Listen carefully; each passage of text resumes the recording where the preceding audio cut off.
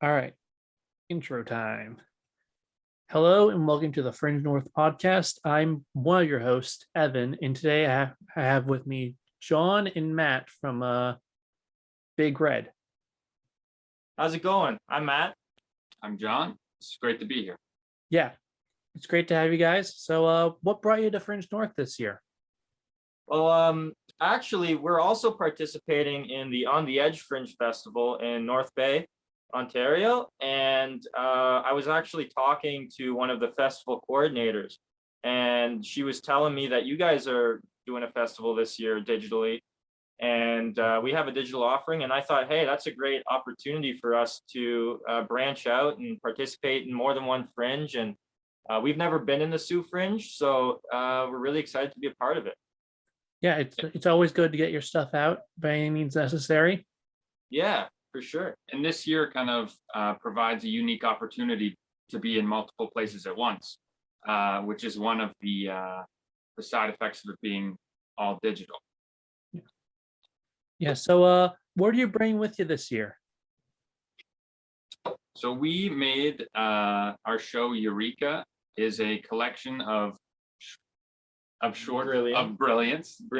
It's a collection of short films that we've made that kind of parody some of our favorite film genres. And we thought because this year the festivals were digital offerings, we would make it into short films. That was a unique opportunity to kind of explore that and do something new.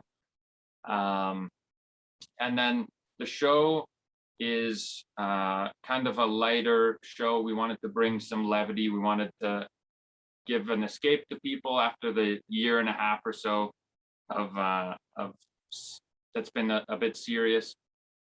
We thought we'd give people a break and something to enjoy. Yeah, we put our silly minds together and came up with something that people shouldn't be afraid to laugh at. It's supposed to be a night of comedy. It's a night of fun. Yeah, sounds like it's going to be a lot of fun. So, yeah, what brought Big Red together then? Well, I actually started it a couple of years ago in at the North Bay Fringe, and we actually won Outstanding Production that year with the play called The Tragedy of Errors. And we haven't done a lot since then. And this year, I wanted to get it back up on its feet. So I brought John in, and John and I have been working together pretty hand in hand for the last couple months. And so yeah, that's the story behind that. Mm-hmm. Yeah. So, what really influences Eureka? Well, like we said, we're doing parodies of classic film genres. So I gotta say, just cinema and all of our favorite movies like Die Hard, Star Wars, all those kinds of movies. Yeah, when we sat down to write it, the four genres that came really easily to us that we felt that we were comfortable writing in that zone, where we chose four. We have an action movie. We have that kind of classic 70s, 80s sci-fi that everybody loves.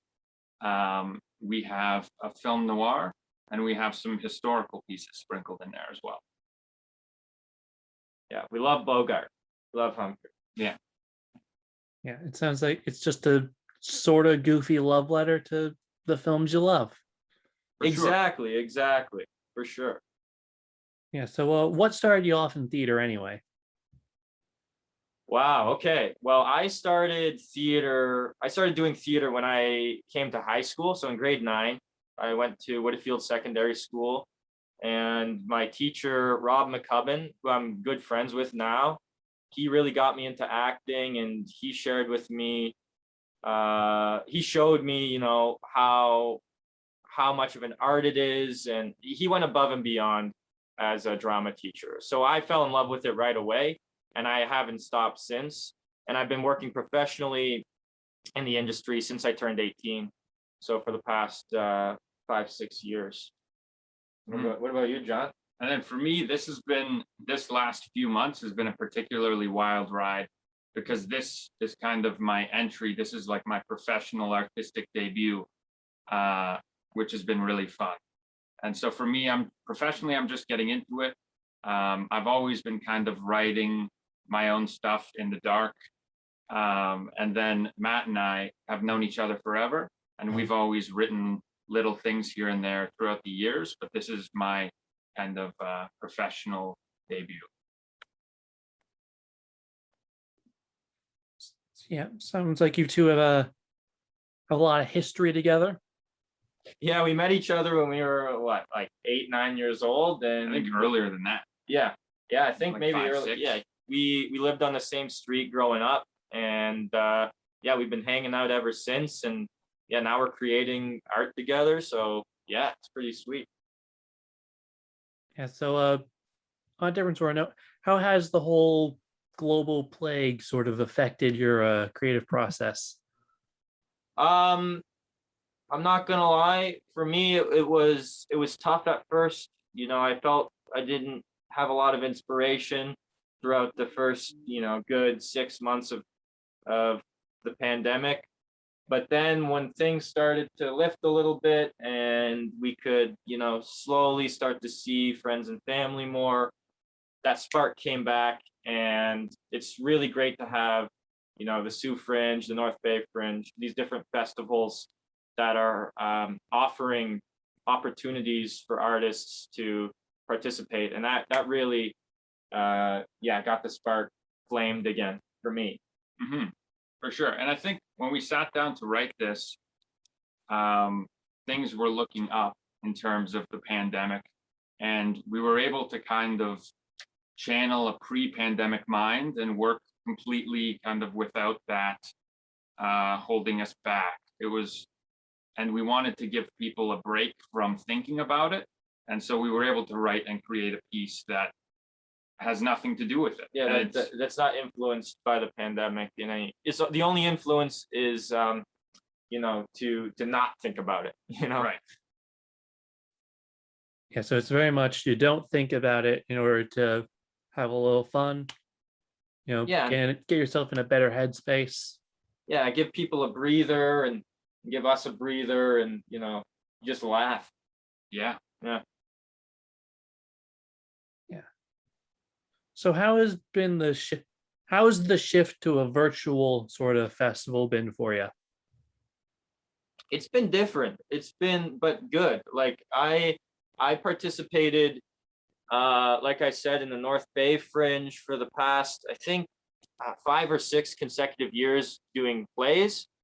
And I've worked professionally in theater in other venues.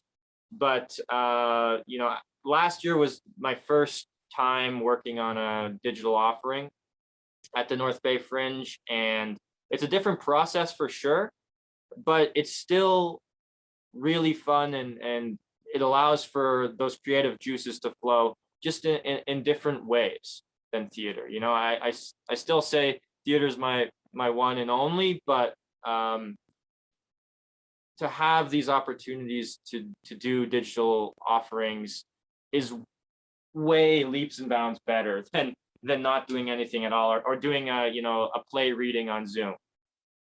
What about you, John? Yeah, it's just it comes with a whole new heap of challenges when you're adding in now all of this, getting together all the equipment and camera gear needed to do like a full-on digital offering. But it's been fun. It's been fun to overcome those little challenges along the way. And it's just a new experience for everybody. And everybody's been really great at coming together and solving those problems. And everybody's doing multiple jobs at the same time, whether you're in front of the camera or behind the camera in any given scene. It's kind of allowed us to come together as our little group and make this thing together. Yeah, it's been a true collaborative experience for sure. Yeah, it's not just us. We wrote it together. I'm directing it, but we have a full team. I think there's 8 of us in total. I'm just gonna take this opportunity to read off my cast list because we couldn't do it without them. We got Morgan Bedard, Lisa Boivin, Rod Carley, who's also helping out produce. So thanks, Rod. Maureen Cassidy, who's great. Stephanie Cass, myself, John, and our good pal Mark Paxton. Mm-hmm. We forgetting anyone? We didn't forget anyone, did we? No, we're gold. Sweet. Okay. Yeah. From personal experience, I can tell you the whole shift to film thing is a whole different can of worms. Oh yeah, For sure. It took a lot of preparation, a lot of research, a lot of money from our own pockets to get the gear that we felt we needed, but definitely worth it. There have been some obstacles we've had to overcome, some mind palace moments when trying to figure out, okay, how do we make this work? This isn't a stage, but the payoff's going to be awesome. It's going to be great. Yeah. So I think that's our wrapping up point for today. Do you have any social media you want to plug? Social media, yeah, we got Big Red Productions on Facebook. We have Big Red Productions Official on Instagram. So like us, follow us. We're going to be posting pretty regularly now, and we'll be sharing your guys' content as well. We want it to be, we want it to feel like a Fringe family, like it always does when it's in person, even though it's all online. And hopefully, maybe next year we can come participate in person. Yeah. So thank you two for joining me today. Hey, thanks, Evan. You're Evan, right? Yep, I'm Evan. Yeah. Thanks, Evan. I love the background. It kind of fits with one of our shorts. So yeah. Cheers, man. Yeah, and to our audience, thank you for joining us. Miigwech, gracias. And have a good day, and we'll see you next time. Thank you for watching our podcast. Merci, miigwech, gracias. If you like what we're doing, you can support Fringe North and the artists involved in this year's festival financially, so that we can continue this work. Visit www.fringenorth.ca to find out more.